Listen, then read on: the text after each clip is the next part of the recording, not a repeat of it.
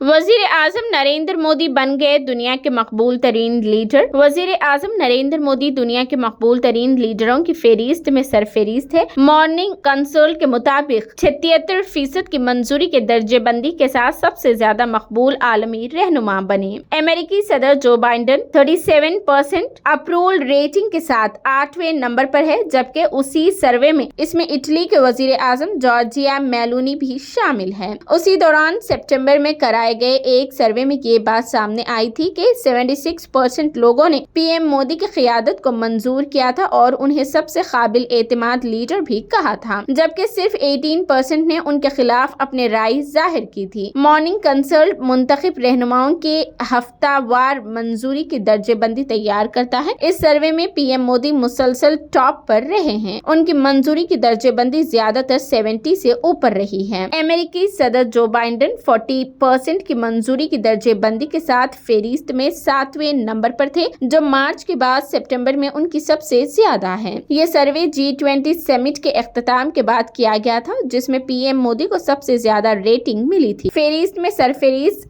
10 रहनुमाओं में कनाडा के वजीर आजम जस्टिन ट्रूडो की सबसे ज्यादा नापसंदगी की दर्जेबंदी 58% थी और वो टॉप 10 की फहरिस्त में 10वें नंबर पर थे।